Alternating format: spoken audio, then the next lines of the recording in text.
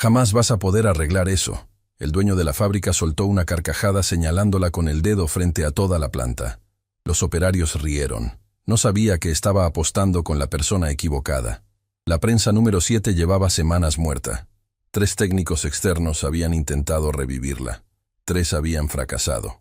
Y ahora una mujer con las manos cubiertas de grasa industrial estaba arrodillada frente al panel de engranajes, mientras el hombre más poderoso de la fábrica la convertía en espectáculo.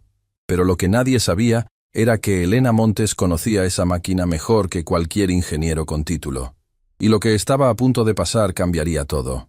La planta entera olía a aceite quemado y metal caliente.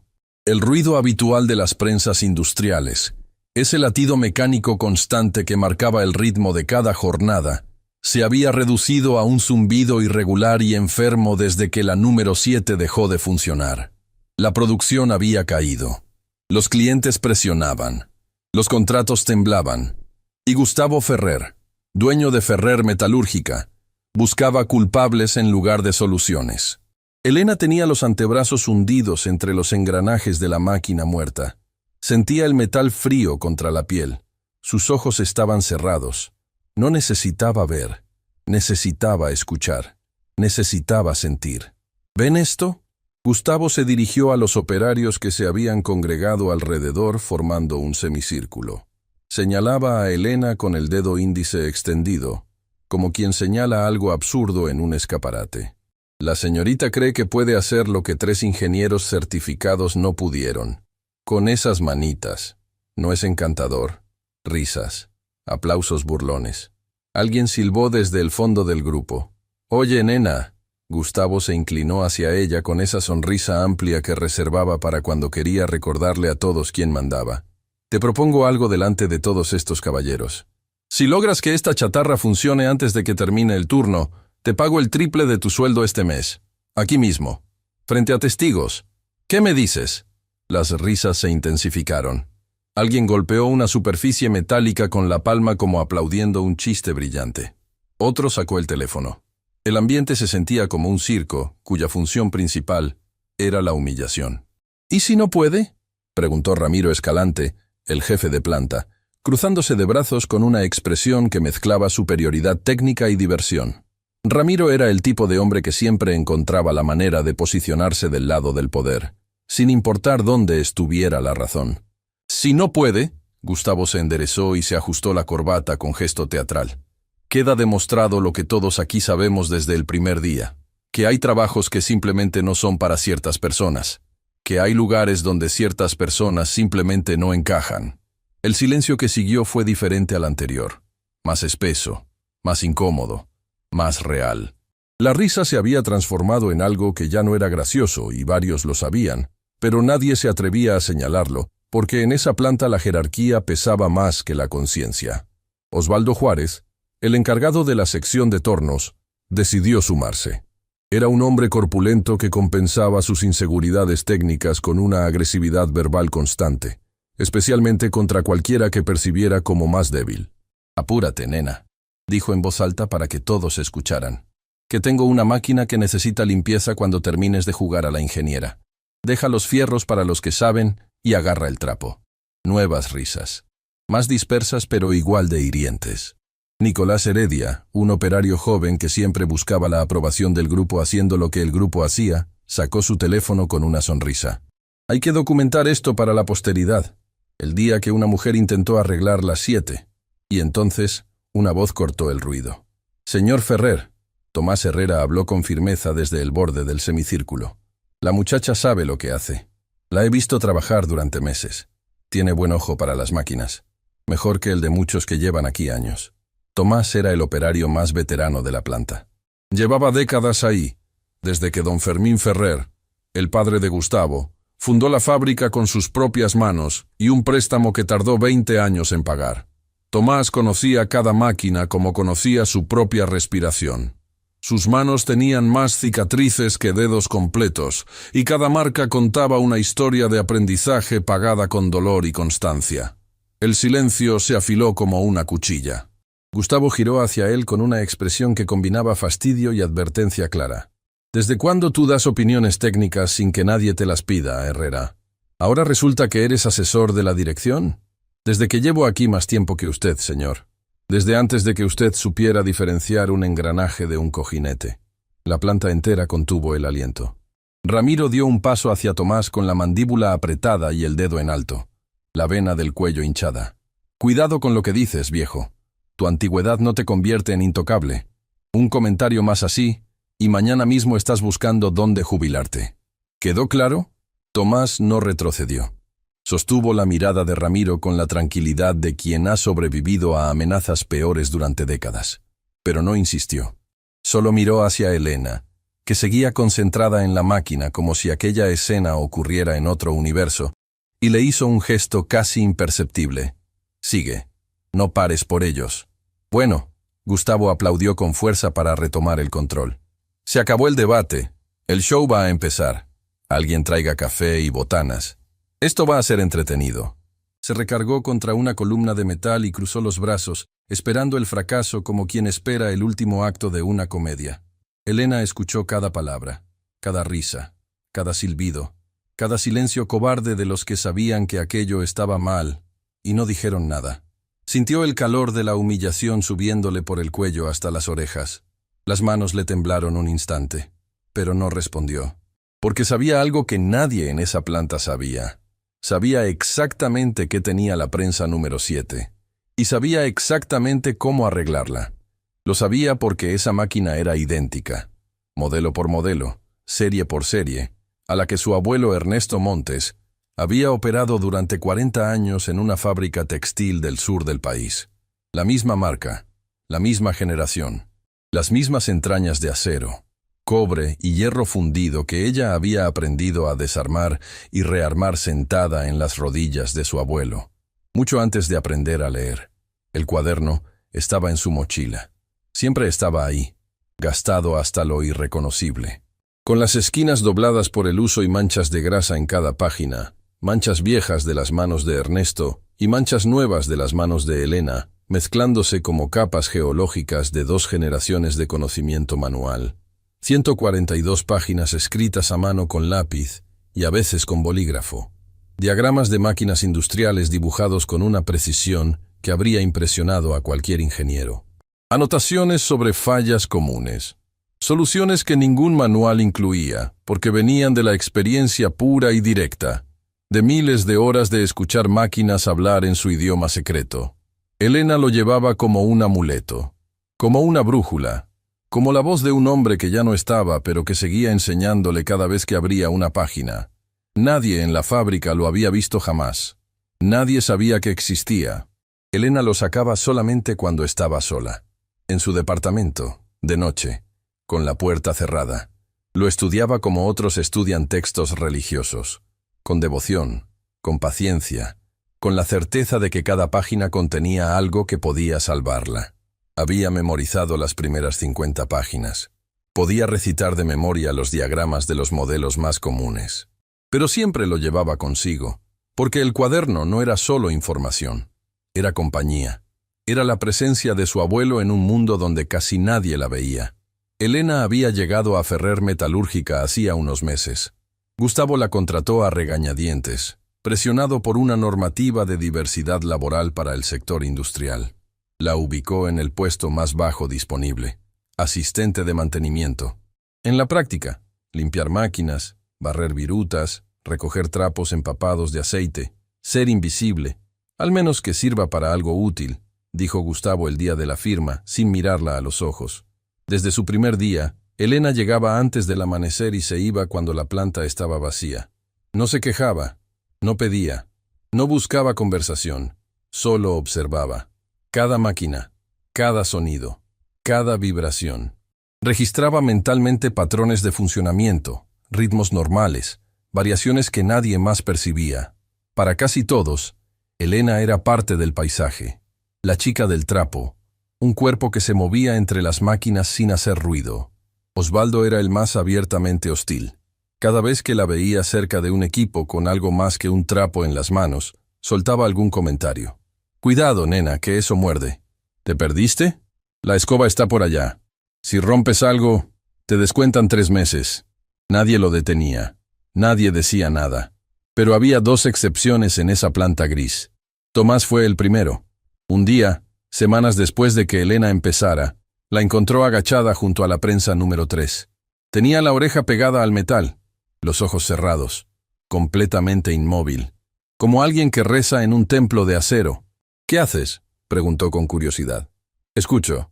«¿Escuchas qué?». «Un desbalance en el segundo cilindro. Suena diferente cuando gira hacia la izquierda. Un roce sutil. Algo suelto por dentro, tocando la pared con cada revolución». Tomás arqueó las cejas. Se agachó. Pegó su propia oreja al metal. El sonido era tan sutil, tan enterrado bajo el ruido general, que cualquier otro lo habría descartado. Pero estaba ahí, apenas perceptible. Un fantasma sonoro que anunciaba una falla futura. Un técnico confirmó el problema 2 días después, cuando ya era audible para todos. Desde ese momento, Tomás la trató diferente, con respeto profesional limpio. Le explicaba cosas cuando nadie veía. Le señalaba detalles que los manuales no mencionaban. Le contaba las personalidades de las máquinas, cuáles eran temperamentales, cuáles nobles, cuáles rencorosas si las descuidabas. «¿Dónde aprendiste a escuchar máquinas?», le preguntó un día. «Mi abuelo», dijo Elena. 2 palabras. Un universo. Tomás no insistió. Los hombres que trabajan con las manos toda su vida reconocen el peso de ciertas respuestas cortas. La segunda excepción fue Lucía Estrada, encargada de almacén y la única otra mujer en la planta. Lucía era incapaz de no ser amable. Le guardaba café. Le explicaba las rutinas burocráticas. La saludaba cada mañana con el mismo «buenos días, colega» que le daba a cualquier operario. «¿Por qué te aguantas todo esto?», le preguntó una tarde, después de ver cómo un operario derramó grasa en el piso a propósito frente a ella. «Porque sé para qué estoy aquí», Elena respondió sin levantar la vista. «Y no es para esto». Lucía la miró sin entender del todo, pero algo brillaba en los ojos de Elena que no admitía dudas. Un recuerdo. Elena tenía quizás 5 o 6 años. La fábrica donde trabajaba su abuelo Ernesto era grande, ruidosa, llena de máquinas que para una niña eran monstruos amigables. Su abuelo la sentaba en sus rodillas frente al panel de una prensa industrial. «Cierra los ojos», le decía con esa voz grave y paciente que Elena recordaba como si la estuviera escuchando ahora. «¿Qué escuchas?». «Ruido», decía la niña. «No, escucha mejor, más despacio, sin prisa». Y la niña cerraba los ojos más fuerte, como si eso ayudara. Y de pronto, dentro del ruido, empezaba a distinguir ritmos, patrones, una melodía mecánica compleja pero predecible. «Suena como un corazón», exclamó una vez. «Exacto», Ernesto sonrió. «Cada máquina tiene un corazón. Cuando el corazón está sano, suena regular. Cuando algo está mal, el ritmo cambia. Aprende a escuchar el ritmo y sabrás cuándo una máquina está enferma antes de que nadie más lo note». Esa fue la primera lección, la base de todo. Las lecciones continuaron durante años. Cada vez que Elena visitaba a su abuelo, él le enseñaba algo nuevo. Le mostraba los engranajes, le explicaba los sistemas de lubricación, le hacía dibujar diagramas y luego los corregía con su lápiz gastado. Le enseñó a fabricar herramientas con restos de metal. Le contó la historia de cada máquina que había reparado. «¿Y por qué escribes todo en el cuaderno, abuelo?», le preguntó Elena una vez, viéndolo anotar a las 11 de la noche en la mesa de la cocina, después de un turno agotador. Ernesto la miró. Tenía los ojos cansados pero lúcidos, las manos cubiertas de callosidades permanentes. «Porque algún día yo no voy a estar, y lo que sé no debería morirse conmigo. Si lo escribo, alguien lo va a encontrar, alguien lo va a necesitar, y ese día va a ser como si yo estuviera ahí». Elena tenía 11 años cuando él dijo eso. No lo olvidó nunca. Ernesto murió poco después de jubilarse. 40 años de servicio, sin reconocimiento, sin ceremonia, sin placa. Un día dejó de ir a la fábrica, y al mes siguiente, su corazón decidió que también había terminado su turno. Le dejó a Elena 2 cosas, el cuaderno y la llave de compensación angular que había fabricado a mano para un modelo específico de prensa industrial. Elena guardó ambas como reliquias sagradas. Años después, cuando decidió entrar al mundo industrial, estudió cada página del cuaderno como otros estudian la Biblia o el Corán. Se convirtió en su formación privada, su universidad secreta, su diploma invisible y la llave. La llave la reconstruyó ella misma con las mismas medidas, los mismos ángulos, el mismo acero, siguiendo los planos del cuaderno con precisión milimétrica. La guardaba envuelta en un trapo limpio dentro de su caja de herramientas personal. Elena tenía 8 años cuando su abuelo le enseñó a usar una llave inglesa. No una llave de juguete, una llave real, pesada, de acero cromado que le hacía doler la muñeca. «Si no puedes sostenerla», le dijo Ernesto, «es porque tus manos todavía no son lo suficientemente fuertes. Pero van a serlo. Practica». Y Elena practicó. Cada fin de semana que visitaba a su abuelo, practicaba. Apretaba tornillos, aflojaba tuercas. Sentía el momento exacto en que el metal cedía bajo la presión justa. Ni mucho ni poco. El punto perfecto. «¿Cómo sé cuándo es suficiente?», preguntó una vez. «Cuando sientas que el metal te dice basta. Cada material tiene un límite. Si lo pasas, lo rompes. Si te quedas corto, se afloja. El secreto es encontrar el punto exacto donde el metal y tú están de acuerdo». Esa lección le había servido para mucho más que para apretar tornillos. Le había servido para la vida entera. Encontrar el punto exacto. Ni demasiado ni insuficiente. El equilibrio que sostiene las cosas. A los 10 años, Elena podía identificar 5 tipos diferentes de fallas mecánicas solo por el sonido. A los 12, sabía leer planos industriales. A los 14, podía explicar el funcionamiento completo de una prensa hidráulica con los ojos cerrados. Su madre no entendía del todo esa fascinación. ¿No prefieres hacer cosas normales? ¿Ir al cine? ¿Salir con amigas? Esto es normal para mí, mamá. Esto es lo que me gusta. Su madre suspiraba, pero nunca le prohibió nada, porque veía cómo brillaban los ojos de Elena cuando hablaba de engranajes y calibraciones, el mismo brillo que había visto durante décadas en los ojos de su propio padre. Ernesto había sembrado algo en su nieta que ninguna escuela habría podido plantar, un amor por el oficio que venía de lo más profundo. Y cuando Ernesto murió, Elena sintió que una parte del mundo se había quedado sin sonido.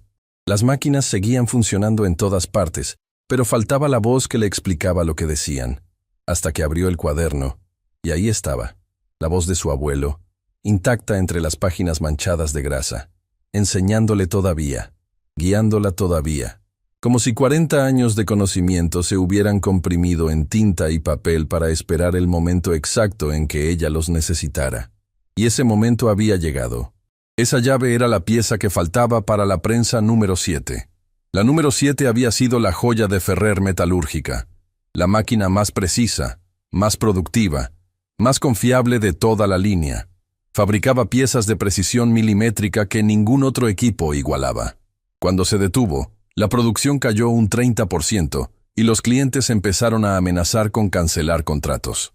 Gustavo, desesperado, llamó al primer técnico, un ingeniero joven, título de universidad prestigiosa, maletín de cuero, computadora de última generación, aire de suficiencia que precedía su presencia. Revisó la máquina 2 días. Cambió 3 componentes costosos. Encendió. La 7 arrancó durante 47 segundos. Luego se detuvo con un chirrido que hizo temblar el suelo. El ingeniero cobró su tarifa completa y se fue sin explicaciones. El segundo técnico venía de la empresa fabricante de la prensa. Planos originales, manuales internos, todo el conocimiento oficial. Trabajó una semana. Reemplazó el sistema de lubricación completo. Cambió sellos. Recalibró sensores. La máquina arrancó. Funcionó 3 horas. Gustavo llamó a un cliente para decirle que todo estaba resuelto. Luego la prensa empezó a producir piezas deformes y se detuvo con el mismo chirrido. El fracaso del segundo técnico fue el que más dolió. No por la reparación fallida, sino por lo que reveló después. Cuando la máquina empezó a producir piezas deformes, el técnico de la empresa fabricante se acercó a Gustavo con expresión incómoda. «Señor Ferrer, hay algo que debo decirle». «¿Qué?» «Este modelo es muy antiguo. La empresa dejó de fabricar repuestos originales hace años. Las piezas que instalé son compatibles, pero no idénticas. Hay un margen de error». «¿Margen de error? Me dijiste que iba a quedar como nueva». El técnico se rascó la nuca. «Debería haber sido más claro al respecto. Lo siento. Lárgate de mi fábrica». El técnico recogió sus herramientas y se fue sin discutir. Pero el daño estaba hecho. No solo en la máquina, sino en la moral de toda la planta.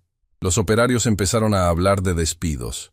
Si la número 7 no volvía a funcionar, la empresa no podría cumplir los contratos pendientes. Y si no cumplía los contratos, alguien iba a pagar el precio. Y ese alguien nunca era el de arriba. Rosa, la encargada de limpieza que compartía turno con Elena, fue quien mejor expresó lo que todos sentían. «Si cierran la planta, yo pierdo el único trabajo que tengo», le dijo a Elena una mañana mientras ambas limpiaban el área de descanso. «Mi esposo está enfermo. Mis hijos están en la escuela. No puedo perder esto». Elena la miró. Rosa no sabía que Elena podía reparar la máquina. Nadie lo sabía todavía. Pero en ese momento, Elena sintió que la responsabilidad no era solo suya ni era solo técnica. Era humana. Había familias enteras detrás de cada puesto de trabajo. Familias que dependían de que esa máquina volviera a funcionar. «No van a cerrar», dijo Elena. No como promesa, como decisión. El tercer técnico fue el más caro. Especialista nacional. Equipo de diagnóstico digital que costaba una fortuna. 4 días de sensores, datos, gráficas. Un informe de 40 páginas encuadernado en pasta dura. Conclusión: irreparable. Comprar una nueva. Precio: una cifra que habría requerido un préstamo que la empresa no podía pagar. Pero antes de hablar con Ramiro, Elena necesitaba estar segura. Absolutamente segura. Porque si fallaba, no solo sería su propia humillación, sería la confirmación de todo lo que hombres como Gustavo pensaban, que ella no pertenecía ahí. Y peor aún, cerraría la puerta para cualquier otra mujer que intentara entrar después. Esa noche, en su departamento, abrió el cuaderno de su abuelo y estudió el diagrama durante 3 horas consecutivas. Comparó cada medida con lo que había observado durante el día. Calculó el grado de desalineamiento basándose en el patrón de las piezas deformes que la máquina había producido. Cada pieza deformada contaba una historia. La dirección de la deformación indicaba hacia dónde estaba desviado el eje. El grado de la deformación indicaba cuánto. Su abuelo lo había explicado en la página 41. La pieza deforme es el mensaje que la máquina te envía. Aprende a leerlo y sabrás exactamente qué ajustar. Elena leyó el mensaje, y el mensaje era claro. A las 2 de la mañana, sentada en el suelo de su departamento con el cuaderno abierto y una taza de café frío, Elena supo con certeza absoluta que podía reparar la prensa número 7. No creía, no sospechaba, sabía. La certeza le vino como un escalofrío que le recorrió la espalda, como si su abuelo, desde algún lugar, le hubiera puesto la mano en el hombro y le hubiera dicho: «Tú puedes. Ve». Al día siguiente se acercó a Ramiro. Fue entonces cuando Elena se acercó a Ramiro en el pasillo. «Yo puedo arreglarla. Sé cuál es el problema». Ramiro la miró como si un extintor le hubiera dirigido la palabra. Se rió camino a la oficina de Gustavo. Y Gustavo decidió convertirlo en show. «Que lo intente frente a todos. Va a ser la mejor diversión del año». Así fue como Elena terminó arrodillada frente a la prensa número 7, con 30 personas esperando un fracaso, con el cuaderno de su abuelo en la mochila, con la llave angular envuelta en un trapo, y con la certeza silenciosa de quien sabe exactamente lo que tiene entre manos. Elena trabajaba en un silencio que era todo menos vacío. Era el silencio de alguien que sabe exactamente lo que está haciendo y no necesita anunciarlo. El silencio de las manos de su abuelo moviéndose dentro de ella. Sus dedos recorrían los dientes de los engranajes con precisión quirúrgica. Tocaba cada pieza como quien lee braille tallado en acero. Aquí un tornillo con una holgura invisible para cualquier ojo pero perceptible para yemas entrenadas durante años. Allí una muesca de desgaste tan fina que solo el tacto más delicado podía detectarla. Más abajo, en un ángulo casi imposible de alcanzar, una acumulación de residuos metálicos microscópicos que ninguno de los 3 técnicos había encontrado, porque ninguno se había arrodillado lo suficiente para llegar hasta ahí, porque ninguno creyó que la respuesta estuviera tan profundo. Sacó el cuaderno de su mochila. Lo abrió con el cuidado de quien maneja un manuscrito antiguo. Pasó páginas hasta encontrar una marcada con una esquina doblada hacia adentro. Un diagrama que su abuelo había dibujado con lápiz, sentado en la mesa de su cocina. El sistema de compensación de presión del modelo exacto de prensa industrial que tenía frente a ella. Los ingenieros modernos no conocían ese sistema. La empresa fabricante lo había eliminado de los manuales actualizados cuando lanzó las versiones posteriores del modelo. Lo declararon obsoleto, un vestigio mecánico. Borraron toda referencia como si nunca hubiera existido. Pero las máquinas antiguas, como la prensa número 7, todavía lo llevaban dentro, instalado en las profundidades del mecanismo, funcionando en silencio durante décadas. Un fantasma mecánico olvidado por todos, excepto por Ernesto Montes, que lo documentó con la paciencia de un monje copiando escrituras sagradas. Y ese sistema fantasma era el origen de toda la falla. No era una pieza rota, no era un componente quemado, era un desalineamiento microscópico de menos de 10 grados en el eje de compensación. Acumulado durante meses de operación continua, ese desalineamiento diminuto había generado un desfase progresivo en toda la cadena de transmisión, como una vértebra desalineada que con el tiempo paraliza todo el cuerpo. Los 3 técnicos habían visto los síntomas y habían tratado los síntomas. Habían cambiado piezas buenas, habían reemplazado sistemas que funcionaban correctamente. Habían gastado una fortuna atacando el lugar equivocado, como médicos que operan el brazo cuando el problema está en la columna. Elena veía la causa, y la causa tenía solución, pero necesitaba la llave. ¿Qué es eso? Tomás se acercó discretamente mientras ella desenvolvía la herramienta de su caja personal. Los demás estaban demasiado ocupados comentando entre ellos y esperando el espectáculo del fracaso. «Llave de compensación angular», Elena respondió sin levantar la vista. «Mi abuelo la diseñó para este modelo de prensa». Tomás examinó la herramienta con ojos de experto. Una barra de acero con 3 ángulos diferentes en su extremo, formando una geometría que permitía acceder a un punto mecánico al que ninguna herramienta comercial llegaba. Simple en apariencia, genial en concepción. Tu abuelo era un genio, era un operario, como usted. Trabajó 40 años sin que nadie le preguntara nunca lo que sabía. Murió sin saber que esto. Levantó la llave. Iba a salvar una máquina que él nunca conoció. ¿Necesitas ayuda? Necesito que sostenga la placa de protección del cilindro secundario. Es trabajo de 4 manos. Tomás no dudó. Se arrodilló junto a ella sobre el concreto frío de la planta.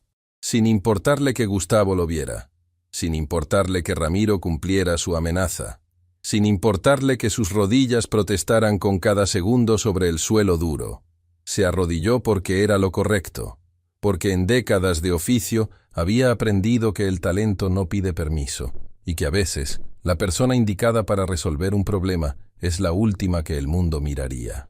Lucía se acercó desde el almacén con 2 vasos de agua. No dijo nada. Los dejó al alcance de ambos. Un gesto mínimo.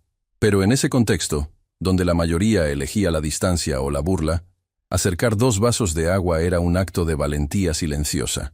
El trabajo era lento, meticuloso, cada movimiento calculado. Elena consultaba el cuaderno con frecuencia, verificando cada paso contra los diagramas de su abuelo. Tomás sostenía la placa con firmeza, siguiendo las instrucciones de Elena sin cuestionar, con la confianza de quien reconoce competencia cuando la ve. Pasaron 40 minutos, 1 hora. Los operarios empezaban a aburrirse. Algunos volvieron a sus estaciones. Otros seguían mirando pero ya sin la expectativa festiva del principio. El espectáculo que Gustavo había prometido se estaba convirtiendo en algo tedioso. Pero entonces Elena cometió el error. Llevaba casi 2 horas de trabajo. El turno estaba por terminar. La presión era insoportable. Las miradas de los que quedaban le pesaban en la espalda. El reloj de pared avanzaba con crueldad. Y la risa de Gustavo, aunque ya apagada, seguía vibrando en las paredes de metal de su cabeza como un eco que no moría. En un momento de impaciencia, de puro orgullo herido que le nubló la disciplina aprendida, decidió saltarse un paso del procedimiento. Un paso que su abuelo había marcado en el cuaderno con letras subrayadas 3 veces y un signo de exclamación doble. Verificar la alineación del segundo cilindro antes de ajustar el eje principal. Siempre, sin excepciones. Lo sabía. Sabía que debía hacerlo primero. Podía escuchar la voz de su abuelo en su memoria repitiendo esa instrucción con su tono paciente pero inquebrantable. Nunca te saltes la verificación. Nunca. No importa la prisa. No importa la presión. El metal no perdona atajos, pero la presión, las miradas, el reloj, la apuesta, la vergüenza acumulada.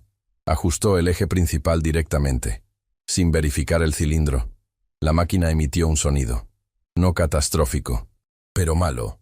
Un gemido metálico grave que Elena reconoció inmediatamente porque su abuelo lo había descrito con exactitud en la página 37. Sonido de eje forzado sin alineación previa. Causa: torsión asimétrica. Solución: deshacer, alinear, reiniciar. Había trabado el eje en una posición intermedia. Tenía que deshacer todo el ajuste, realinear el cilindro secundario desde cero y volver a empezar ese tramo completo del procedimiento. 40 minutos de trabajo perdidos en un segundo de impaciencia. Su estómago se contrajo. Sintió el calor de la vergüenza y la frustración subiéndole desde el centro del pecho hasta las sienes. No por la burla de los demás, por haberse traicionado a sí misma, por haber traicionado la disciplina que su abuelo le enseñó con años de paciencia. ¿Está bien?, Tomás preguntó en voz baja, notando cómo las manos de Elena se habían detenido y su respiración se había acelerado. Cometí un error, admitió sin excusas, sin buscar un culpable exterior. Me salté un paso. Tengo que rehacer el último ajuste completo. Tomás la miró, no con decepción, no con lástima, con comprensión profesional. La comprensión de alguien que ha cometido errores suficientes para saber que reconocerlos rápido es la única forma de corregirlos a tiempo. ¿Sabes cómo arreglarlo? Sí, pero perdí 40 minutos. Entonces no los perdiste. Los invertiste en recordar algo importante. Desde el otro lado de la planta, la voz de Gustavo cortó el aire como una sierra. ¿Ya te rendiste, princesa? El turno termina en menos de 2 horas. Mejor agarra la escoba antes de que esta chatarra te caiga encima. Risas. Menos que antes, pero todavía suficientes para quemar. Elena cerró los ojos. La vergüenza le ardía. Pero debajo de la vergüenza había algo más fuerte, más antiguo, más profundo. La disciplina de empezar de nuevo. La enseñanza que su abuelo nunca puso en palabras, pero que demostró cada día de su vida durante 40 años. Levantarse. Siempre. Sin drama, sin excusas. Levantarse y empezar otra vez. Respiró. 1 vez. Profunda. 2. Más lenta. Abrió el cuaderno en la página del procedimiento. Releyó cada paso con calma deliberada, como si tuviera todo el tiempo del universo. Puso el dedo sobre la línea subrayada 3 veces. La acarició y empezó de nuevo. Esta vez sin atajos, sin prisa, sin orgullo interfiriendo. Verificó la alineación del segundo cilindro. La midió con los dedos. Corrigió medio grado. Verificó. Corrigió una fracción más. Verificó por 3ª vez, exactamente como indicaban las anotaciones.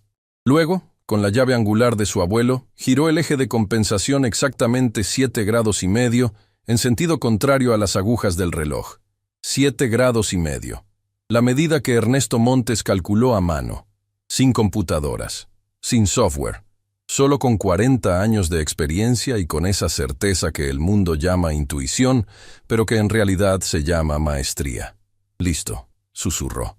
Tomás retiró la placa. Elena se incorporó lentamente, rodillas crujiendo, hombros ardiendo, manos cubiertas de grasa hasta los codos, uñas negras de residuos, pero los ojos encendidos con una luz que no venía del esfuerzo, sino de la certeza absoluta. Se dirigió al panel de control. La planta se había paralizado otra vez. Los que se habían ido a sus estaciones volvieron al escuchar el silencio. 30 personas. Semicírculo. Testigos involuntarios de algo que todavía no sabían qué era. Gustavo junto a Ramiro. Brazos cruzados. Sonrisa todavía en su lugar, pero con fisuras visibles. Lucía en la puerta del almacén. Nudillos blancos de tanto apretar. Tomás junto al panel de diagnóstico, listo para leer cada indicador. Elena puso la mano en el interruptor de encendido. El metal del interruptor estaba frío bajo su palma. Pensó en su abuelo, en sus manos enormes y callosas guiando las suyas, pequeñas y torpes, sobre los controles de una máquina cuando ella apenas alcanzaba el panel poniéndose de puntillas. Pensó en las noches de escritura en la mesa de la cocina, en el café frío, en el lápiz gastado, en la promesa silenciosa que le hizo cuando él murió, que todo lo que le enseñó no iba a ser en vano. No iba a ser en vano. El momento, las manos, el sudor, el silencio. 30 respiraciones contenidas. Elena giró el interruptor. La prensa número 7 cobró vida.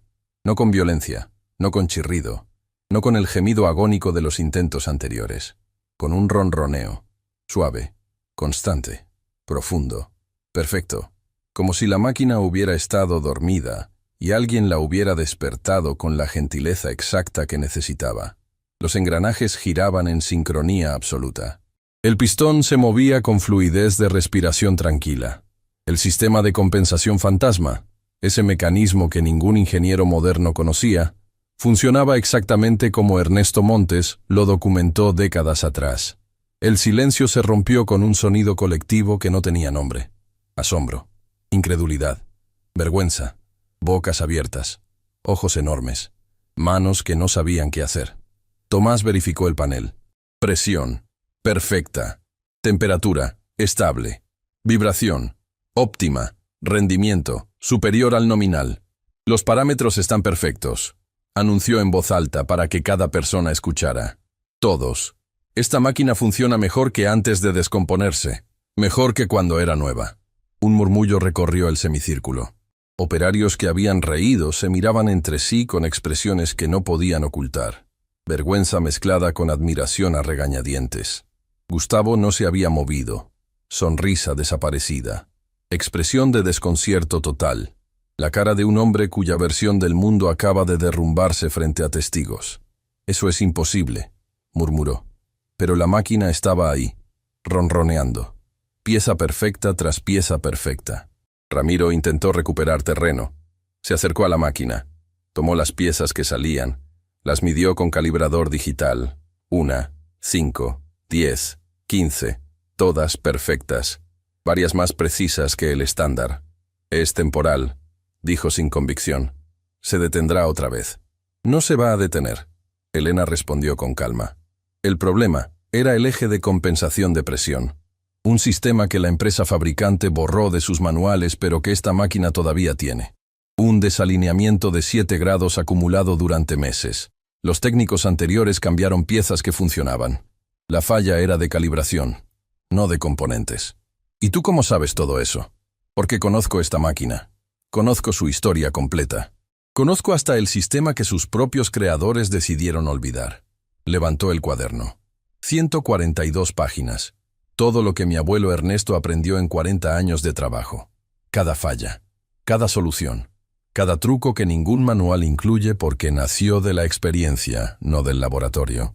El cuaderno pasó de mano en mano. Los operarios lo hojeaban con una reverencia que habría sido impensable 2 horas antes. Diagramas perfectos dibujados con lápiz, anotaciones en los márgenes, correcciones. La obra de una vida entera. Esto es extraordinario, murmuró Patricio, técnico interno.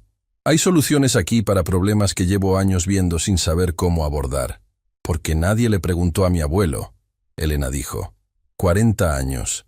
Cientos de máquinas reparadas, pero sin título. Así que nadie lo consideró una fuente válida. Lo que vino después ocurrió en 3 etapas, que los operarios recordarían como el día que todo cambió. Primera etapa. Negación. Bueno, seamos justos. Gustavo se separó de la columna y se aflojó la corbata. Los técnicos anteriores ya habían hecho la mayor parte del diagnóstico. Eliminaron posibilidades. Ella simplemente llegó al final y dio el último ajuste. Un remate. Los técnicos cambiaron piezas que no necesitaban cambio. Tomás contradijo con voz inamovible. Ella identificó la falla real en un sistema que ninguno de ellos sabía que existía. Yo estuve a su lado cada segundo. Vi cada paso. Tú eres operario, Herrera. Tu opinión técnica tiene límites. Soy operario, igual que el abuelo de ella.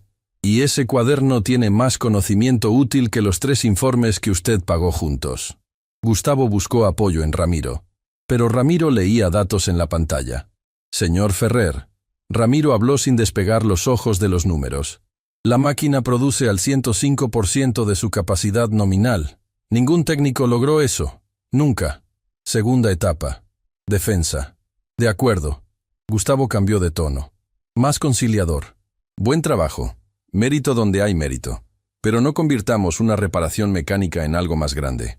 Usted hizo una apuesta pública, dijo Verónica Salas, encargada de control de calidad, desde el fondo del grupo. Verónica llevaba meses callada en cada reunión, pero algo se abrió en ella que no iba a cerrarse. Frente a todos, triple sueldo, sus palabras exactas. Era una broma, Verónica. No sonó como broma. Y hay 30 testigos. Yo también la escuché. Patricio levantó su teléfono. Y la grabé. La pantalla mostraba el fotograma. Gustavo señalando a Elena, carcajada, dedo acusador, operarios riendo al fondo. La apuesta, la burla, todo en alta definición. El rostro de Gustavo perdió todo color. Borra eso. Es mi teléfono personal, grabado en mi tiempo de descanso. Santiago, el joven del equipo, levantó su propio teléfono. Yo también tengo otro ángulo. Gustavo miró a Patricio con furia contenida. Dame ese teléfono, ahora. No. Es una orden directa de tu empleador. Es una amenaza ilegal a un empleado. Intervino Verónica con voz clara. Si quiere confiscar propiedad personal, necesita una orden judicial. Yo estudié Derecho Laboral antes de trabajar en control de calidad. Gustavo la miró como si la viera por primera vez. ¿Tú estudiaste Derecho? 2 años, antes de que la vida me trajera aquí. Hay muchas cosas que usted no sabe sobre las personas que trabajan para usted, señor Ferrer, porque nunca preguntó. La frase cayó como un segundo martillazo. Gustavo abrió la boca. La cerró. La abrió de nuevo. Nada salió. Tomás dio un paso al frente. Señor Ferrer, con todo respeto, ya basta. La máquina funciona. Elena demostró lo que dijo. Usted hizo una promesa frente a testigos. Lo que pase ahora con esa promesa va a decir más sobre usted que cualquier informe de 40 páginas. Ramiro, para sorpresa de todos, asintió. Herrera tiene razón. Esto ya no es sobre la máquina. Es sobre qué tipo de empresa somos. Tercera etapa. Colapso. Gustavo miró alrededor. 30 rostros. Y por primera vez, ninguno desvió la mirada. Osvaldo miraba el suelo. Nicolás apretaba los puños dentro de los bolsillos. Hasta el operario más nuevo sostenía la mirada de Gustavo, con algo que parecía nueva determinación. Señor Ferrer, Elena habló con serenidad. No me importa el dinero. Vine porque esa máquina necesitaba ser reparada y yo sabía cómo. Entonces, ¿qué quieres? Quiero hacer mi trabajo, sin que se burlen de mí, sin que me llamen princesa, sin que me asignen a limpiar máquinas que puedo reparar. Eso es todo. La simplicidad devastó más que cualquier exigencia. No pidió ascenso, no pidió venganza, pidió lo mínimo, lo que debería haber sido obvio desde el primer día. Y entonces, Ramiro habló. Elena tiene razón. Todas las cabezas giraron. Yo también me burlé. Y estaba equivocado. Trajimos 3 técnicos y gastamos una fortuna. La persona que resolvió el problema estaba aquí adentro limpiando las máquinas que podía reparar. Nicolás se acercó a Elena. Lo del silbido estuvo mal. No tengo excusa. Gracias por decirlo. Osvaldo vino después. No habló. Extendió la mano. Elena la estrechó. Verónica se acercó. Debía haber hablado antes. No solo hoy. Todos los días que te vi llegar a limpiar. Lo siento. Lucía lloraba desde la puerta del almacén. No de tristeza. De algo más complejo. Alivio. Validación. Esperanza. Santiago se acercó último. Grabé toda la reparación. ¿Puedo subirlo? Elena miró a Tomás. Tomás asintió. Miró el cuaderno. Luego asintió. El video llegó a internet esa misma noche. Santiago lo subió sin editar. Sin filtros. Sin producción. Sin música. La realidad cruda. Una mujer arrodillada trabajando con precisión absoluta mientras su jefe se reía de ella. La señalaba con el dedo y apostaba a su fracaso frente a 30 personas. Y después, el momento exacto en que la máquina cobró vida y el silencio sepultó las carcajadas como tierra sobre un fuego. En las primeras horas, unos pocos cientos de reproducciones. Para la mañana siguiente, miles. Al mediodía, cientos de miles. En la noche, más de 1 millón. La curva ascendente no mostraba señales de detenerse. El algoritmo había encontrado algo que los algoritmos adoran. Injusticia visible, seguida de justicia inesperada. Los comentarios se multiplicaban sin control posible. Cada plataforma, cada idioma, cada rincón de Internet donde alguien hubiera sentido alguna vez que lo subestimaban. Ingenieros identificaban la técnica de Elena y señalaban el procedimiento de compensación angular como un conocimiento industrial perdido. Publicaban análisis técnicos del cuaderno de Ernesto que aparecía brevemente en el video. Mujeres en oficios técnicos e industriales compartían sus propias historias de menosprecio y burla. La soldadora, a quien le decían que las chispas eran para hombres. La mecánica, a quien los clientes pedían hablar con alguien de verdad. La ingeniera, a quien mandaban a tomar notas en cada reunión. Profesores de universidades técnicas pedían acceso al cuaderno para estudiarlo formalmente. Un catedrático publicó un hilo detallado explicando que el conocimiento de Ernesto representaba lo que la academia llamaba expertise tácito. Saber que no puede transmitirse mediante manuales porque solo se adquiere con experiencia directa. Y la pregunta que aparecía en cada plataforma, en cada comentario, en cada reenvío: ¿quién es el hombre que se ríe señalando con el dedo? No tardaron en identificarlo. Gustavo Ferrer. Ferrer Metalúrgica. Su nombre, su empresa, su historial de contratos públicos, sus redes sociales que antes mostraban fotos de éxito empresarial, ahora eran campo de batalla. Clientes de la empresa empezaron a recibir presión de sus propios públicos. Una cadena automotriz importante anunció que reevaluaría su relación comercial con proveedores cuyos valores no se alinean con los nuestros. Una asociación de industriales publicó un comunicado sobre igualdad y respeto en el sector metalúrgico. Un periódico de circulación nacional contactó a Elena para una entrevista exclusiva. El impacto del video fue más profundo de lo que los números mostraban. Detrás de cada reproducción había una persona que se identificaba. Detrás de cada comentario, una historia personal. Una mujer en una provincia lejana escribió: «Mi madre trabajó 30 años en una fábrica de ropa. Sabía más que el dueño sobre cada máquina. Nunca nadie le agradeció. Murió el año pasado. Hoy le mostré este video a mi hija y le dije: tu abuela era como Elena». Un operario de una planta automotriz escribió: «Llevo 22 años aquí. Inventé un sistema que ahorra 2 horas por turno. Nadie me escuchó. Hoy imprimí el video y lo pegué en el comedor. Mañana voy a hablar con mi gerente». Una estudiante de ingeniería escribió: «Me dijeron que dejara la carrera cuando reprobé cálculo. Vi este video, volví a inscribirme y ahora paso con las mejores notas». Si Elena pudo arrodillarse frente a 30 personas que se reían de ella y hacer su trabajo, yo puedo sentarme frente a un examen. Los medios empezaron a cubrir la historia con diferentes ángulos. Un programa matutino invitó a un panel de expertos para discutir el conocimiento tácito en la industria. Un documental independiente comenzó a filmarse sobre operarios con cuadernos como el de Ernesto. Una revista de negocios publicó un artículo titulado «El cuaderno de Ernesto, lo que los MBA no enseñan». Pero la historia que más impactó a Elena no fue ninguna de esas. Fue un mensaje privado que recibió una semana después del video. «Señorita Montes, soy Renato Guzmán. Fui uno de los ingenieros que intentó reparar la prensa número 7. El primero. El que cobró la tarifa completa y se fue sin dar explicaciones. Vi el video. Vi cómo usted resolvió en horas lo que yo no pude resolver en días. Necesito que sepa que no me fui por incompetencia. Me fui por vergüenza. Sabía que algo más estaba mal, pero no supe identificarlo. Y en lugar de admitirlo, cobré, escribí un informe vago y me fui. Quiero disculparme. No con usted porque no la conocía entonces. Conmigo mismo. Porque me enseñaron que un título vale más que la honestidad. Y eso es mentira». Elena leyó el mensaje 3 veces. Luego respondió: «Señor Guzmán, gracias por escribir esto. No le guardo ningún resentimiento. Usted hizo lo que le enseñaron a hacer.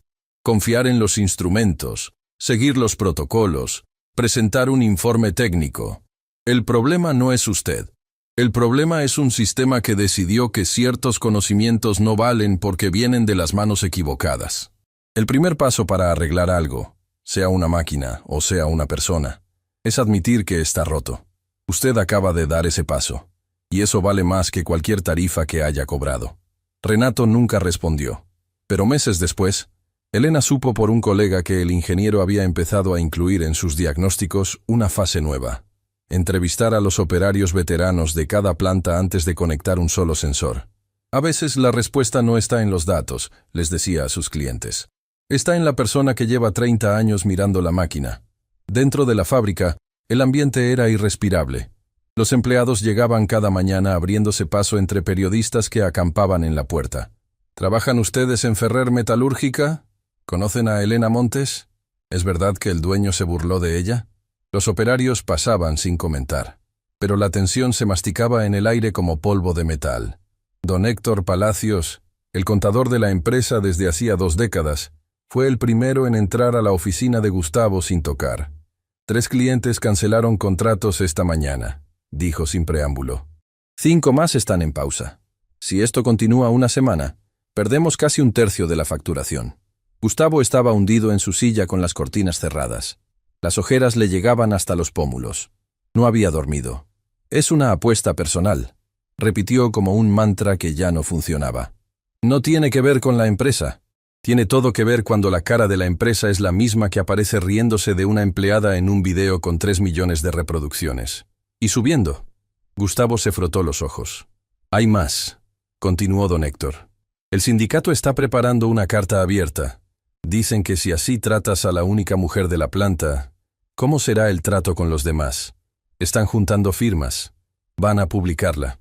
Esto es una locura. No, esto es una consecuencia. Hiciste algo en público y el público respondió. ¿Qué sugiere que haga, don Héctor? El contador, un hombre que había visto a Gustavo crecer desde niño, que había trabajado con don Fermín antes que con su hijo, lo miró con una mezcla de severidad y cariño que solo los años permiten. Lo que tu padre habría hecho. Lo correcto. Gustavo no respondió, pero algo se movió detrás de sus ojos. Fue su hija quien terminó de romper lo que quedaba del muro. Daniela Ferrer estudiaba ingeniería industrial en la universidad. Tenía casi la misma edad que Elena, y había visto el video 4 veces antes de ir a buscar a su padre al 3er día de encierro. Papá. Entró sin tocar, sin pedir permiso, con esa determinación que heredó de don Fermín sin haberlo conocido. Daniela, no estoy de humor. No vine a preguntarte cómo estás de humor. Vine porque mis compañeros de universidad compartieron el video. Mis profesores lo comentaron en clase. Una compañera me preguntó frente a todos si ese era mi padre. Tuve que decir que sí mientras todo el salón me miraba. Gustavo no levantó la vista. Yo estudio ingeniería, papá. ¿Sabes cuántas veces me han dicho que no pertenezco? ¿Cuántas veces alguien se ha reído cuando levanto la mano en cálculo estructural? ¿Cuántas veces un compañero me ha explicado algo que yo ya sabía, hablándome lento como si fuera incapaz de entender? No es lo mismo, Daniela. Es exactamente lo mismo. Exactamente. Tú hiciste en tu fábrica lo que otros me hacen a mí todos los días en la universidad. Mi propio padre. El silencio duró una eternidad comprimida en segundos. ¿Qué hago?, preguntó Gustavo. No como jefe, no como empresario, como un padre que de pronto entiende que ha sido parte del problema que lastima a su propia hija. Lo correcto. No por el video, no por los contratos, no por las cámaras, porque es lo correcto. Daniela se quedó mirándolo. No lloró, pero su barbilla temblaba con el esfuerzo de contenerse. Y papá, hazlo rápido, porque cada día que pasa sin que actúes, el daño crece. No solo para la empresa, para ti. Se dio vuelta y se fue. Gustavo se quedó solo en su oficina oscurecida. El fotograma del video congelado en la pantalla de su computadora, su propia cara, deformada por la risa, el dedo extendido señalando a una mujer arrodillada. Tuvo que mirarse durante 1 minuto entero, sin apartar los ojos, como quien se obliga a ver una herida que él mismo causó. Luego levantó el teléfono y llamó a Carolina, su asistente. Convoca reunión general, toda la planta, todos los turnos, para mañana. ¿Qué les digo? Que voy a hacer lo correcto.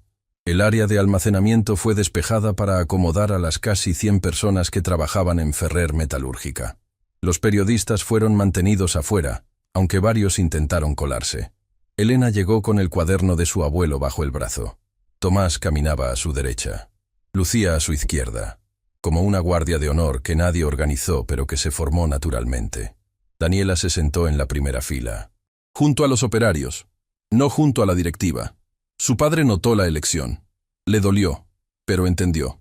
Gustavo subió a la tarima improvisada. Un tablón de madera sobre 2 pallets de material. No había producción.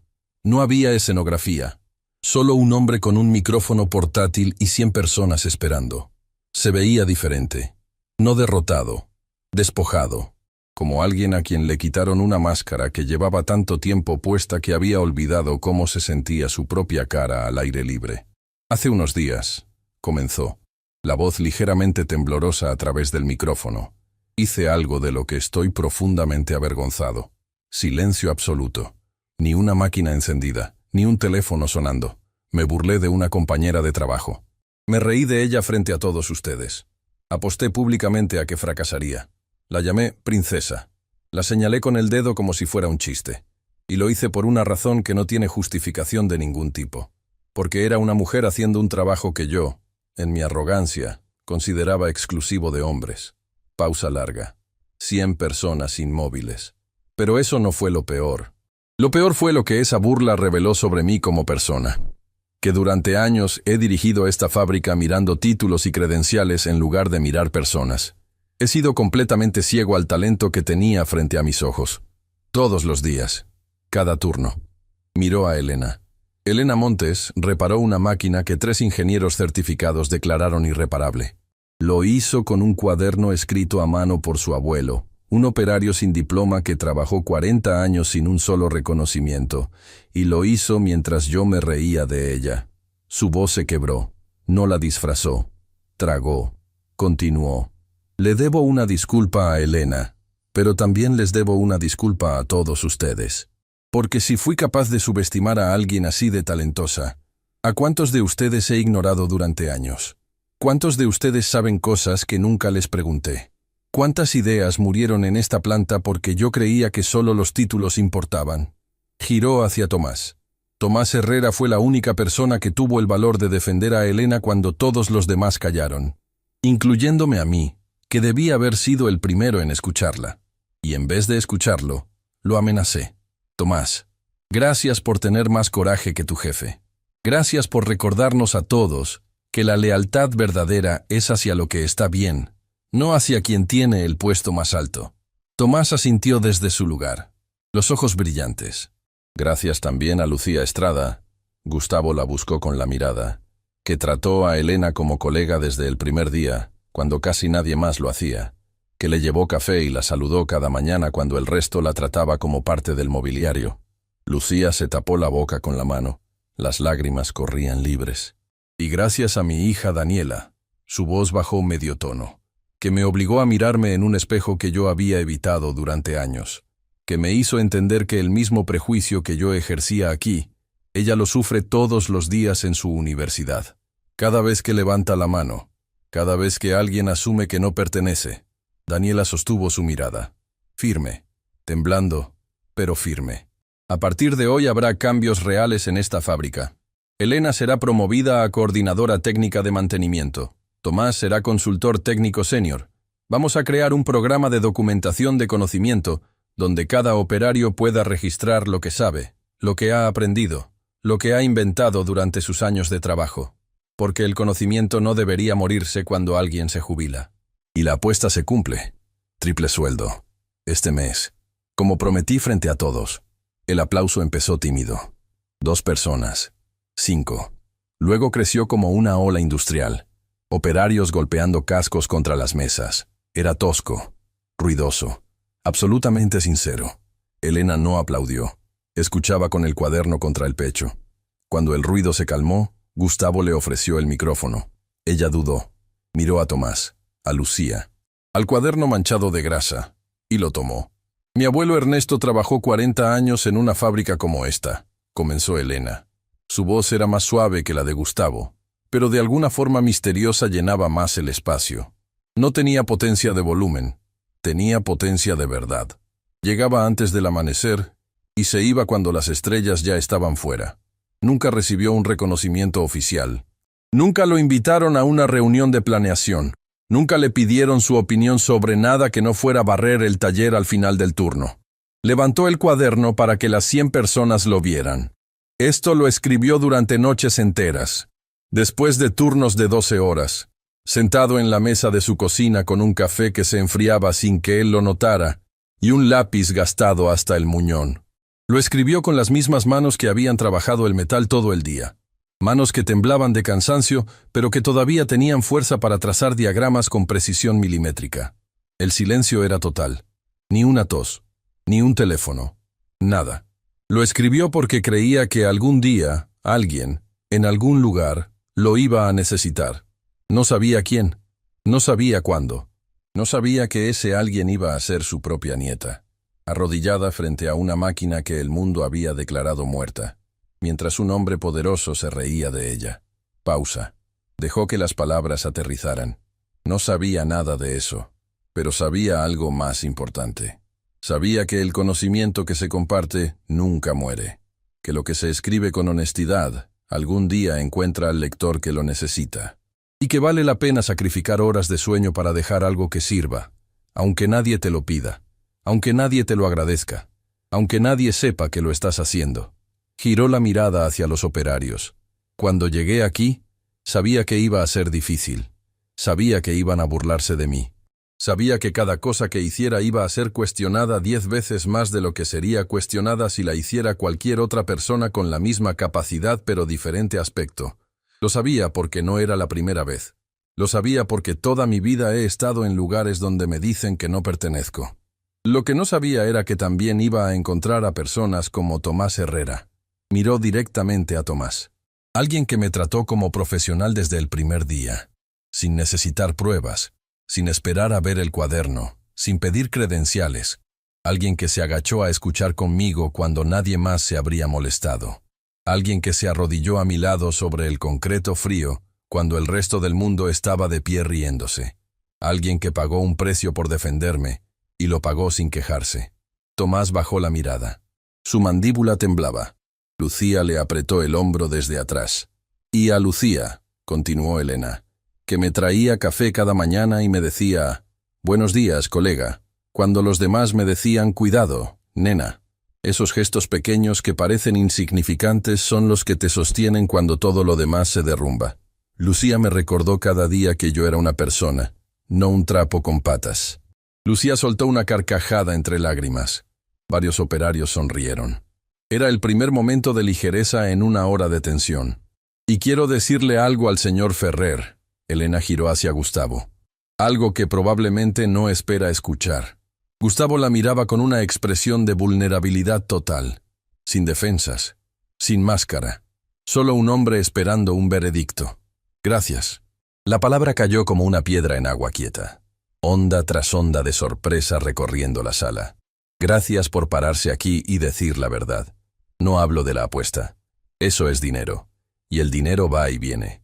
Hablo de reconocer un error frente a 100 personas que trabajan para usted. Eso requiere más valor que firmar un contrato millonario. Más fuerza que manejar una empresa. Porque en un contrato usted tiene abogados, pero aquí está solo con su palabra y su vergüenza. Y eligió la honestidad. Eso merece respeto». Gustavo asintió. Sus ojos estaban húmedos. No intentó disimularlo. «Ahora quiero hablarles a 2 grupos de personas que están aquí». Elena continuó mirando a la audiencia completa. «Primero, a todos los que alguna vez fueron subestimados. Por cómo se ven, por supuesto, por no tener el título correcto, por su género, por su origen, por cualquier razón que no tiene absolutamente nada que ver con lo que son capaces de hacer». Se detuvo. Dejó que cada persona en esa categoría se reconociera en el silencio. No dejen que la opinión de otros les dicte cuánto valen. Su valor no depende de quién los mira ni de lo que ese alguien decide ver. Su valor se construye con las manos, con el trabajo honesto de cada día, con la verdad que llevan dentro aunque el mundo se niegue a escucharla. Y eso nadie puede quitárselos. Nadie. Ni el jefe más poderoso, ni la burla más cruel. Porque lo que eres de verdad no cambia porque alguien decida no verlo. Segundo, a los que subestiman, a los que ríen, a los que señalan, a los que deciden quién vale y quién no, con una mirada rápida y un prejuicio antiguo. Su voz no era acusatoria, era precisa, como la llave angular de su abuelo, diseñada para llegar a un punto que otras herramientas no alcanzan. Tengan cuidado, no porque vayan a ser grabados en un video viral, no porque vayan a perder contratos, sino porque cada vez que ignoran a alguien por prejuicio, se están perdiendo algo que podría ser extraordinario. Cada persona que pasa frente a ustedes sin que la miren, es una biblioteca que no abren, un cuaderno que no leen, una máquina que dejan morir por no preguntar a la persona correcta. Y esa pérdida no se repara cambiando una pieza. Levantó el cuaderno una última vez. Mi abuelo nunca tocó la prensa número 7. Nunca pisó esta fábrica. Nunca supo que su nieta iba a arrodillarse frente a una máquina mientras un hombre poderoso se reía de ella. Pero me preparó para ese momento. Con cada página, con cada noche de escritura, con cada diagrama dibujado con paciencia infinita, me preparó sin saberlo. Y eso es lo que hacemos los que amamos nuestro oficio. Construimos puentes entre lo que sabemos y lo que otros van a necesitar. Aunque no estemos ahí para verlos cruzar. El silencio duró 3 segundos exactos. 3 segundos que pesaron como 3 horas. Luego el aplauso. No cortés, no protocolario, visceral. Operarios golpeando manos abiertas con fuerza bruta. Técnicos de pie. Ramiro aplaudiendo con una intensidad que intentaba compensar meses enteros de arrogancia. Daniela aplaudiendo con los ojos cerrados.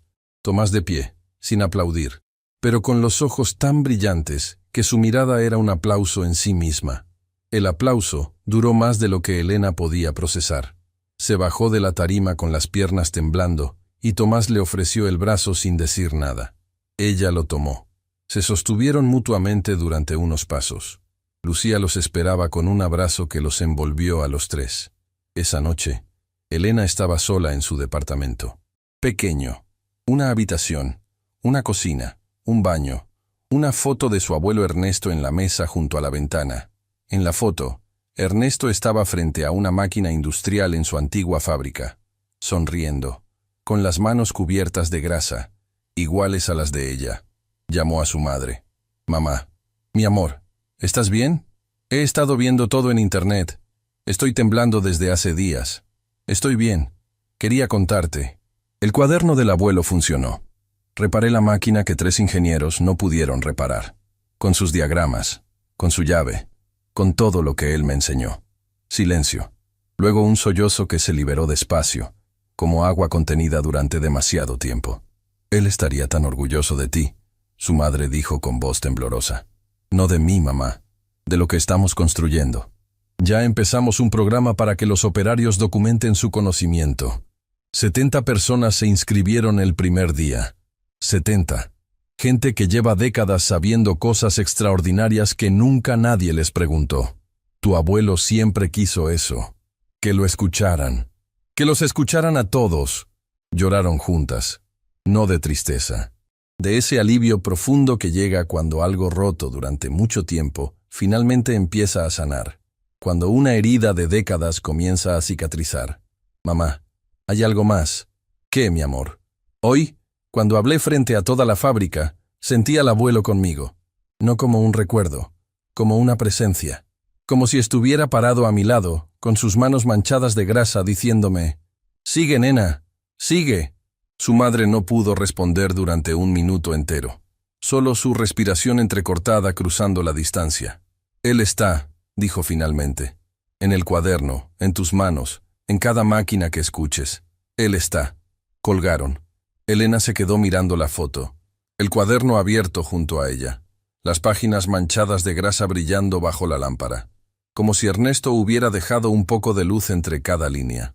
Las semanas que siguieron transformaron Ferrer Metalúrgica de maneras que nadie habría predicho. El programa de documentación de conocimiento que Gustavo anunció en la reunión creció más rápido de lo que cualquier plan empresarial habría proyectado. No fue la empresa la que lo impulsó. Fueron los propios operarios. La primera persona en registrarse fue Miguel Paredes, tornero veterano con más arrugas en las manos que en la cara. Llegó al día siguiente de la reunión con un cuaderno propio. No tan elaborado como el de Ernesto. Más desordenado. Con dibujos menos precisos y letra más grande. Pero lleno de conocimiento real. «Tengo un método de calibración que reduce tiempos de preparación un 40%, le dijo a Elena mientras le entregaba el cuaderno. «Lo desarrollé hace años. Nunca lo mencioné». «¿Por qué no?» Miguel se encogió de hombros. Un gesto que contenía décadas de resignación. Cada vez que sugería algo, la respuesta era siempre la misma: «Hazlo como dice el manual». Después de un tiempo, uno aprende a callarse. «Es más fácil así». Elena hojeó el cuaderno. Los diagramas eran rudimentarios pero funcionales. Los cálculos, sorprendentemente sólidos. Las observaciones, nacidas de miles de horas frente al torno. Esto es valioso, Miguel. Muy valioso. ¿De verdad? De verdad. El viejo tornero se frotó los ojos con el dorso de la mano. 32 años trabajando aquí. Y es la primera vez que alguien me dice eso. Elena sintió el peso de esa frase como una piedra en el pecho. 32 años. Miles de días. Y la primera vez. Después de Miguel vino Isidro Bravo, de soldadura. Isidro era un hombre callado, casi invisible, que llevaba años perfeccionando una técnica de unión para aleaciones difíciles que ningún manual contemplaba. La había desarrollado por prueba y error, quemándose las manos docenas de veces, ajustando temperaturas y ángulos grado por grado hasta encontrar la combinación perfecta. «Funciona», dijo simplemente al presentar su documentación. «Llevo 15 años usándola». Los ingenieros de la empresa fabricante del equipo de soldadura estudiaron la técnica de Isidro durante una semana. La conclusión los dejó asombrados. Era una innovación real. La validaron, la sistematizaron y la incorporaron a sus recomendaciones oficiales como Método Bravo, con nombre y apellido. Cuando Isidro vio su nombre impreso en un documento técnico oficial, se sentó en un banco de la planta y no se levantó en 10 minutos. No lloraba. Solo miraba el documento, una y otra vez. Como si no pudiera creer que algo que él inventó ahora tenía nombre formal. Patricia Ruiz fue la siguiente. La otra mujer de la planta. Silenciosa por supervivencia. Eficiente por naturaleza. Había diseñado mentalmente un rediseño completo del flujo de materiales en la sección de ensamblaje.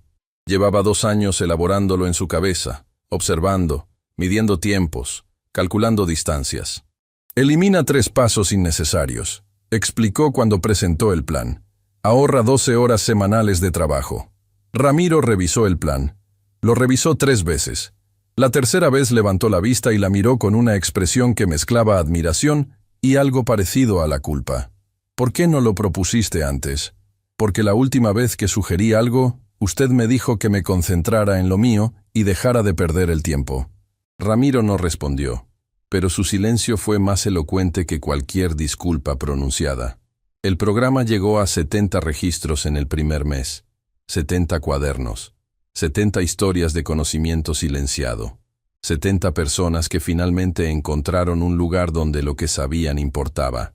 Cada registro venía acompañado de una historia personal que Elena escuchaba con la misma atención con la que escuchaba las máquinas. Y cada historia revelaba el mismo patrón doloroso. Talento silenciado por años, por décadas, por estructuras que solo validaban el conocimiento impreso en un certificado.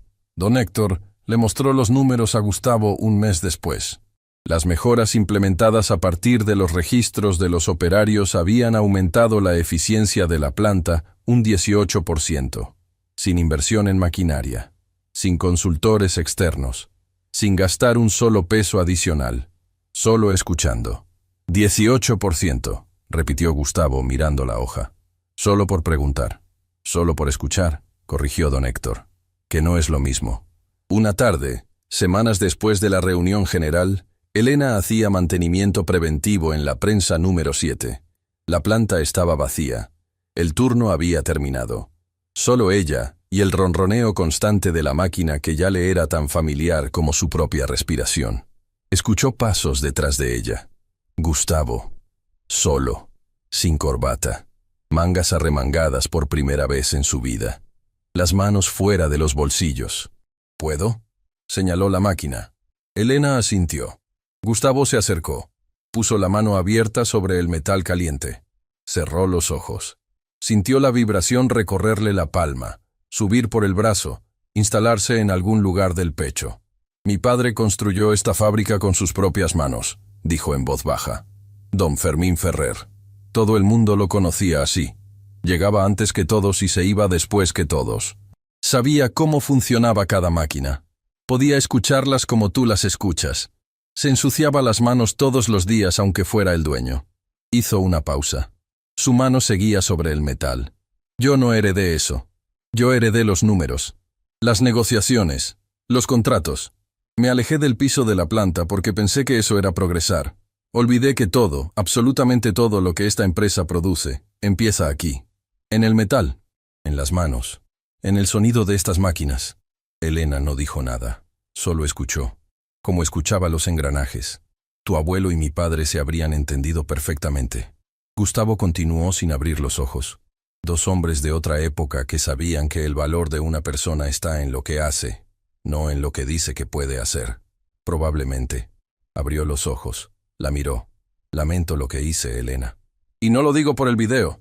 No lo digo por los contratos perdidos. No lo digo por Daniela, aunque ella fue quien me abrió los ojos. Lo digo porque estuvo mal. Simplemente mal. No hay contexto que lo justifique. Lo sé. ¿Me crees? Elena lo miró durante un momento largo, evaluándolo, no con dureza, con esa misma atención precisa que le dedicaba a los engranajes. Creo que está aprendiendo, dijo finalmente. Y aprender lleva tiempo, como reparar una máquina. No se puede forzar, no se pueden saltar pasos. Hay que ir pieza por pieza, con paciencia, hasta que todo vuelve a funcionar como debe. Una sonrisa apareció en el rostro de Gustavo. No la sonrisa de poder que Elena conocía. Una más pequeña, más humilde, más humana. Entonces voy a ir pieza por pieza, dijo. Te lo prometo. Se quedaron ahí, en silencio. El ronroneo de la número 7 envolviéndolos a ambos. Dos personas que semanas atrás habrían sido incapaces de compartir un espacio sin tensión. Ahora compartiendo algo que no necesitaba palabras para existir. Cuando Gustavo se fue, Elena sacó el cuaderno de su mochila. Lo abrió en la última página escrita por su abuelo. Una frase suelta, sin diagrama, sin cálculos. Solo 7 palabras escritas con letra cansada pero firme. Lo que haces con amor, permanece. Elena pasó los dedos sobre las letras. Sonrió. Cerró el cuaderno con cuidado. Y volvió al ronroneo de la máquina que su abuelo, sin saberlo, había salvado a través de ella. Otras fábricas empezaron a contactar a Elena. El modelo de documentación de Ferrer Metalúrgica se convirtió en referencia para el sector. 37 empresas lo replicaron en los meses siguientes, no porque fuera obligatorio, porque funcionaba. Una asociación de ingenieros creó un certificado oficial de maestro de oficio para reconocer la experiencia práctica de operarios con trayectoria demostrable. El primer certificado entregado fue póstumo, para Ernesto Montes. Elena lo recibió en su nombre. Lo puso junto a la foto en la mesa de su departamento. Una universidad incorporó el cuaderno de Ernesto a su biblioteca técnica como material de referencia histórica y pedagógica. La primera obra de un operario sin título formal en entrar a ese catálogo académico. La noticia llegó a los periódicos, pequeña, discreta, pero para Elena pesó más que cualquier titular viral. Elena fue invitada a dar una charla en un Congreso Nacional de Industria Metalúrgica. La sala tenía 500 butacas. Estaba llena. Había gente de pie en los pasillos y una transmisión en vivo que multiplicaba la audiencia. Subió al escenario con el cuaderno. Este cuaderno fue escrito por un hombre que nunca pisó un escenario como este, comenzó. Un hombre que nadie habría invitado a dar una charla. Un hombre al que nadie consideraba experto en nada, a pesar de que sabía más sobre estas máquinas que la mayoría de las personas en esta sala, incluyéndome a mí. Levantó el cuaderno. Se llamaba Ernesto Montes. Operario durante 40 años, sin título, sin certificaciones, sin reconocimientos, con este cuaderno y con sus manos como únicas herramientas de expresión. Pausa. 500 personas en silencio. Hace poco, alguien me dijo que yo no iba a poder arreglar una máquina. Se rió de mí frente a 30 personas. Apostó a que fracasaría, y yo la arreglé. Pero no la arreglé yo, la arregló mi abuelo, a través de sus diagramas, a través de su llave fabricada a mano, a través de 40 años de conocimiento comprimido en estas páginas. Lo que quiero decirles hoy no es mi historia. Es la historia de todos los Ernestos del mundo, los operarios que saben y nunca les preguntan, los técnicos que inventan y nunca les reconocen, los trabajadores que resuelven y nunca les agradecen. Están en cada fábrica, en cada planta, en cada taller, esperando que alguien algún día les pregunte, ¿qué sabes tú que yo no sé? Esa pregunta simple puede cambiar una empresa, puede salvar una máquina, puede salvar una carrera, puede salvar una vida. Miró a la audiencia, a los empresarios. Dejen de buscar respuestas afuera antes de buscarlas adentro. El conocimiento más valioso de su empresa no está en los consultores que contratan ni en los informes que compran. Está en las personas que trabajan con las manos todos los días. Pregúntenles, Escúchenlos. Documenten lo que saben. Cada jubilación sin documentación es una biblioteca que se quema. A los trabajadores, escriban su cuaderno. No importa si nadie se los pide. No importa si creen que nadie lo va a leer. Escriban lo que saben. Porque algún día, cuando menos lo esperen, alguien va a necesitar exactamente lo que ustedes tienen guardado en la cabeza y en las manos. Y a todos los que alguna vez escucharon la frase, jamás vas a poder. Recuerden que esas palabras no los definen. Definen a quien las pronunció. Lo que los define a ustedes es lo que hacen después de escucharlas. La ovación duró varios minutos. Elena bajó del escenario con las piernas temblando. Tomás en la primera fila. Gustavo en la tercera. Daniela junto a su padre. Lucía al fondo, grabando. Todos de pie. Su teléfono sonó esa noche. Número desconocido. Elena Montes. Mi nombre es Gabriela Quiroz. Soy operaria en una fábrica textil del sur. Vi su video. Vi su discurso en el Congreso. Tengo que contarle algo. Dígame, Gabriela. Mi padre también era operario industrial. Toda su vida en la misma fábrica. También tenía un cuaderno, lleno de diagramas y anotaciones. Murió el año pasado y nadie en mi familia sabía lo que contenía. Pensábamos que eran garabatos de viejo. Hoy lo abrí por primera vez. Tiene soluciones para máquinas que todavía operan en mi fábrica. Elena sintió el nudo en la garganta. Mi supervisora siempre me dice que mis ideas no valen porque no tengo título, continuó Gabriela. Hoy le mostré una de las soluciones de mi padre. Funcionó. Ella no supo qué decir. ¿Y qué quieres hacer ahora? Quiero documentar todo lo que mi padre sabía, página por página. Y quiero empezar mi propio cuaderno con lo que yo sé, pero no sé cómo empezar. Empieza por lo que más sabes, por la máquina que mejor conoces. Descríbela como si le estuvieras hablando a alguien que nunca la ha visto. Y no pares. ¿Puedo contactarla si tengo dudas? Siempre. Colgaron. Elena se quedó mirando el teléfono. Y en otra ciudad, una soldadora llamada Miriam Esteves veía el video por quinta vez y decidía, por primera vez en su carrera, mostrarle a su jefe la modificación que había inventado para mejorar la calidad de las uniones en tubería de presión. Una modificación que llevaba 3 años usando en secreto, porque cada vez que sugería algo, le decían que así no se hace. Y en una escuela técnica rural, un profesor llamado Adrián Contreras descargaba las imágenes del cuaderno de Ernesto que alguien había publicado en línea y las proyectaba en su clase. Esto, les decía a sus alumnos, es lo que vale el conocimiento cuando viene de las manos y del corazón. No necesita marco dorado, no necesita sello de universidad, solo necesita ser verdad. Y en una empresa de la capital, un gerente joven llamaba a una reunión con sus operarios de planta para hacerles una sola pregunta que nadie les había hecho en toda su carrera. ¿Qué saben ustedes que nosotros no sabemos? Y la reunión, que estaba programada para 30 minutos, duró 3 horas.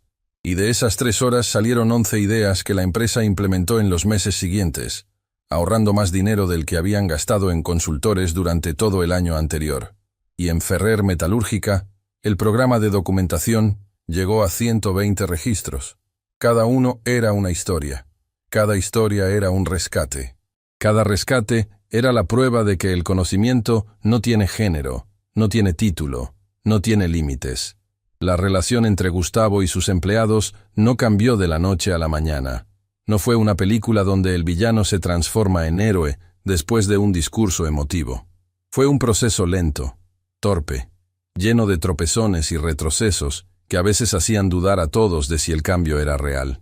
Hubo días en que el viejo Gustavo aparecía, un comentario brusco en una reunión, una decisión tomada sin consultar, una mirada de impaciencia cuando un operario tardaba demasiado en explicar algo.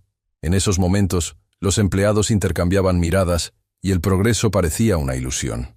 Pero también hubo días que nadie habría creído posibles meses atrás. Una mañana, Gustavo apareció en el comedor de la planta a la hora del almuerzo. Se sentó en una mesa con operarios de la sección de fresado. No habló de números ni de producción. Preguntó sobre sus familias, sobre cómo habían llegado al oficio, sobre qué les gustaba y qué les frustraba del trabajo diario. Al principio los operarios respondían con monosílabos, desconfiados. Pero cuando vieron que Gustavo realmente escuchaba, que no estaba actuando para una cámara ni preparando un despido disfrazado de conversación, algo se aflojó en el ambiente. Mi padre era carpintero, le contó Federico, un operario de mediana edad. Me enseñó que la madera te habla si la escuchas. Cuando vine a trabajar con metal, descubrí que el metal también habla, solo que más fuerte. ¿Y qué te dice el metal últimamente?, preguntó Gustavo. Federico lo miró sorprendido.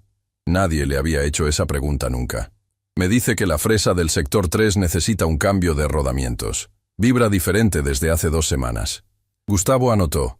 Al día siguiente mandó revisar la fresa. Federico tenía razón. Los rodamientos estaban al límite de su vida útil.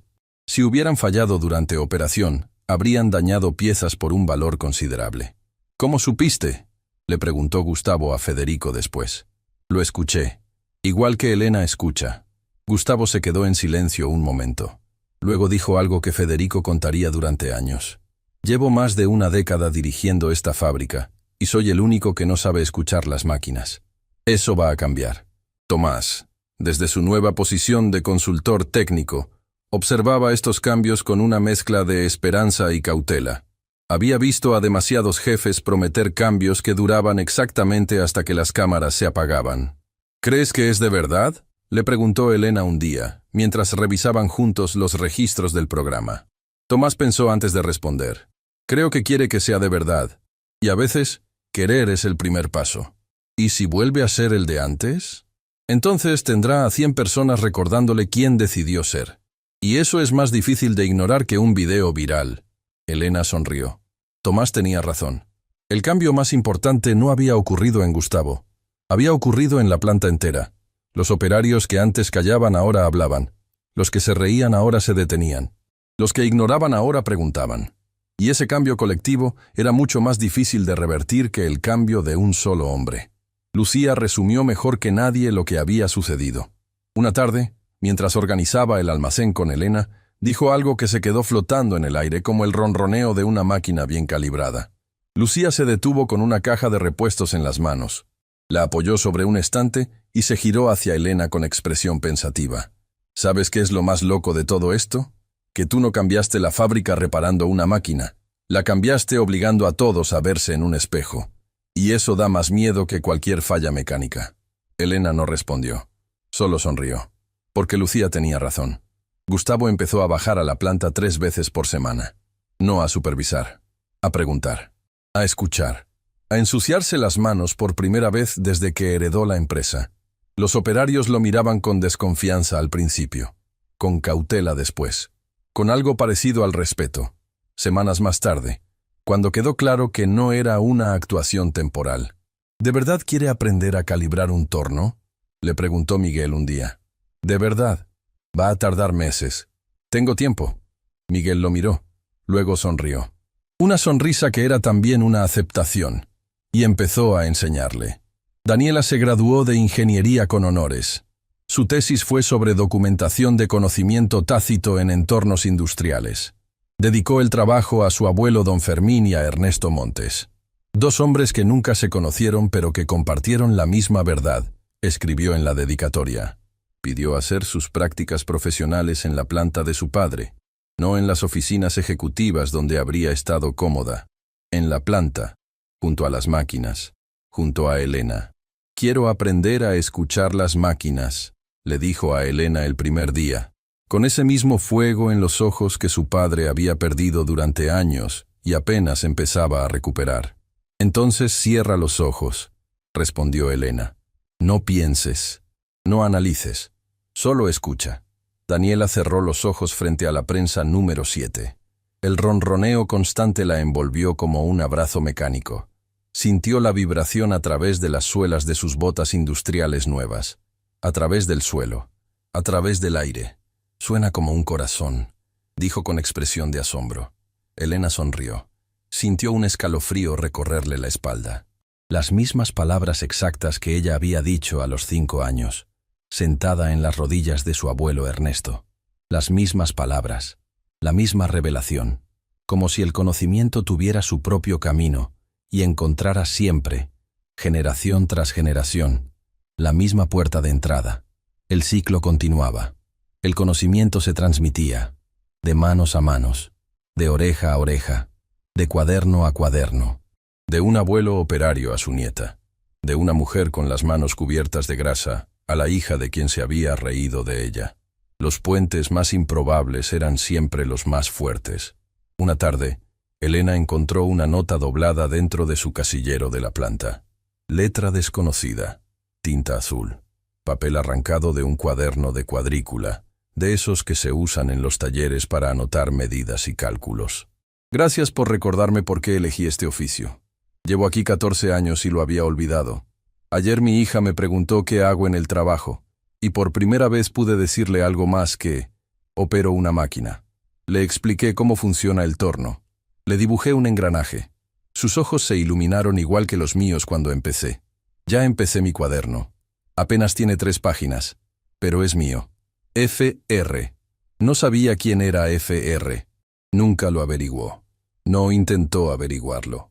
Lo que importaba era que alguien, en algún lugar de esa planta, estaba escribiendo, estaba documentando, estaba dejando constancia de lo que sabía para que alguien, algún día, lo encontrara y lo necesitara.